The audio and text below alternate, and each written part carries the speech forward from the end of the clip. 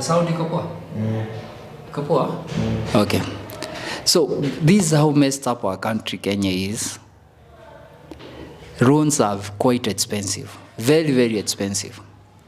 In comparison, the average cost of loans in the USA, Europe, the developed parts, Australia and Canada is 4% in the last 4 years.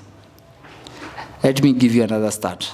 In 2020, the average loan cost in the USA was 0.9% interest on the loans. Kuja hapa kwetu Kenya, tunachupatiwa 13% na banks bado zinateta. Last year, DEC, CBK ilitoa threshold ya 8% wakaipandisha kidogo. Equity ilikuwanga imeshapandisha loan interest the next day. And that's at 13%. The last time loans zilikuwa 13% in the USA is back in 81, not 89. And at 13%, auhesabu cost of hizi loans. Before upewe loan, kuna cost zinakam na hiyo loan. Number one, you have to pay insurance. That's at 5% in Kenya. Kuna kitu wanaongezeanga hapo juu, processing fee. Most banks iko average ya 2.5%. Alafu kuna legal fees. Hizo si pesa mingi, ni ka 300, 500 inalingana na bank and their contract with their lawyers. Utoke hapo, ili upewe loan kubwa in Kenya, anything above 300k, you need a collateral. Hii collateral inakam na costs zake.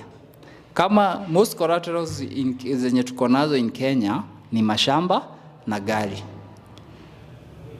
For you to assess a loan with a car in Kenya, these are the fees associated. Na hizi unalipanga.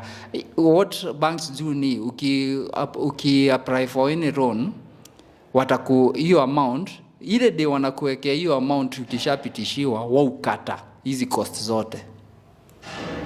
Insurance fee, hizo cost zote nimetaja, including hizi za cost associated with the collateral.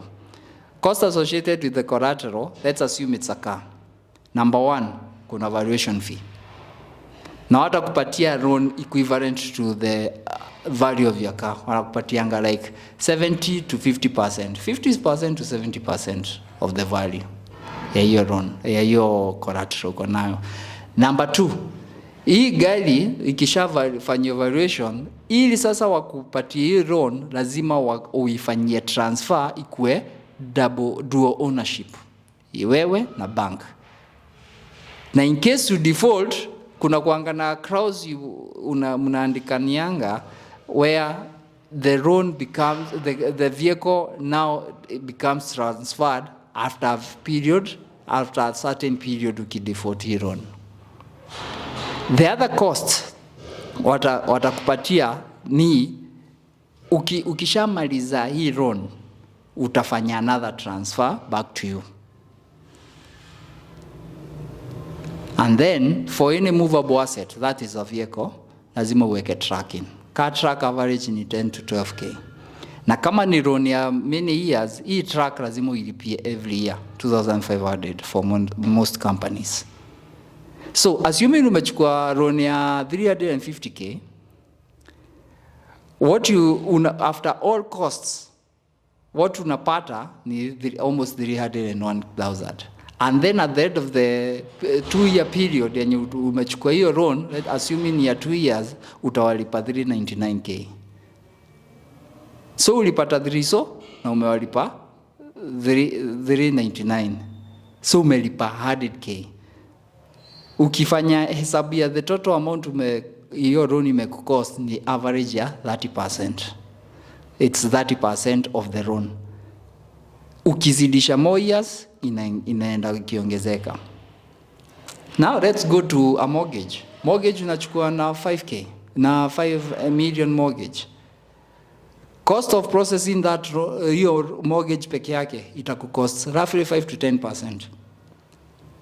So kama umechukua 5M hesabu 500k ya iko, so umepata 4.5M na utailipa with more than 14M, so unalipa like triple the amount in 25 years. That's, hiyo ni so expensive. The Kenyan government should check on that, and we should also try to get ways of assessing capital. Because in Kenya, the only ways we know how to assess capital ni banks. The Capital Markets Authority inatupatia only 1% of the cash ama liquidity yenye tunaweza pata as loans ama credit, whereas in other countries it's the majority. That's why unaona banks lazima compete. That's why interest ziko chini.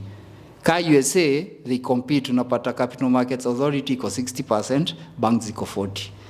Sisi tuko 99% ni banks na Capital Markets Authorities ni 1%, na hii Capital Markets Authority ina controliwa na hizi banks.